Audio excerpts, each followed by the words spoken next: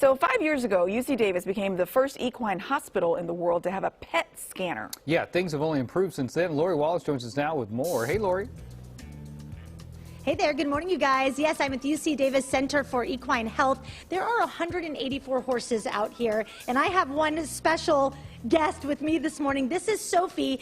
She's going to show off how this PET scanner works, and this is such a different type of technology than what used to be used out here. And I have Dr. Spray to talk a little bit about how this works. So you're actually going to put Sophie into this little machine here right now. Exactly. Good morning. Yeah, we started doing PET scan about 6 years ago, but we used a machine initially that was designed for the human brain. But then we developed that scanner, which has the ability to open up. And so this was built specifically for horses. So we used to have to put the horses under anesthesia, but now with that design, we open up the scanner and we can just like drive it to the horse and just like position it around their leg so that we can scan this area and get some information around the whole leg. So this is open.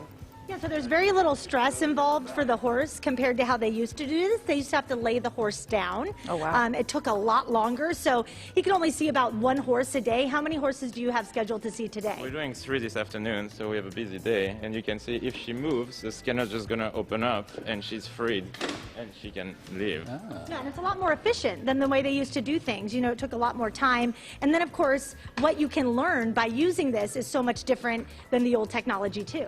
Yeah, so this is a very different technique. Instead of looking at the size and shape of structure like we see on radiographs, here we're getting information that happen at the molecular level. So this is the type of image we're getting. It's a little like 3D movie, and normal bone should be red, and here we see some yellow at the back of a foot, and that's an area where there's abnormal changes in the bone. So that PET is used a lot for cancer in people. Horses don't have many cancer, but they have a lot of issue with their bones, and we can see changes very early, which is pretty helpful in racehorses, for example, where there's injury coming from stress. We can recognize stress injury early and prevent catastrophic breakdowns. And racetracks are using this type of technology as well. Yeah, we're using it at the Santa Anita racetrack in Southern California, and pretty soon we'll be bringing this machine to Golden Gate Fields. And how has it changed the way that you do things here? I mean, I know it's made it more efficient for you guys, but to use something like this, as opposed to what you had gotten so accustomed to using, a big difference. It's a big difference because we can recognize things earlier, which gives us a chance to have better treatment, and we can also monitor things. We can see if things are improving or are getting worse by seeing how active the lesions are. So we can distinguish between what would be a scar versus what is still an active lesion and needs more treatment. All right, Dr. Spray, thank you so much for having us out here this morning, and Miss Sophie for cooperating so well with us. So cool. They do amazing things out here. Now, Cody, I know you probably thought that was really cool, but I don't know. You probably also thought Dr. Spray's accent was pretty awesome. Yeah, yeah. So, I mean, We were there for everything. a little envious of that. Yeah. For all of it, right? So Right? yeah, this is so cool. You know, when we talk about how they used to work with the horses out here and having to, you know, use the anesthesia and lay them down and do all of that, it was a huge process. They could only get to about a horse a day, and now that's totally changed with this technology. So Lori, very cool to see. Does the ring go up and down so they can do the whole leg? What's that? Does that ring go up and down so they can do the whole leg? Oh yeah. How far up does that go, Dr. Spray? Yeah, so we can go up like a couple feet up, so that's the highest we can go. Like I'm driving it up now.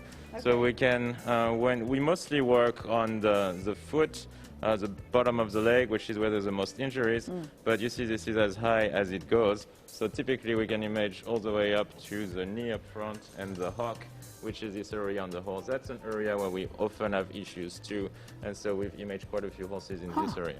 So obviously the larger part we're going to need to build a bigger system, but a lot of the issue we're dealing with are in the bottom of the leg, and so this can cover like a lot of the area we need to look at. That's great. All right, thank you again so much, guys. I will send it back to you in the studio. We're sticking around next hour. We love animals. We love baby animals. There is a foal here on site that we can't leave before we go see, so we're going to see him coming up in the next hour. Okay. Yay. Thank you so much, Lori. Sophie is a beautiful horse. Beautiful. Oh.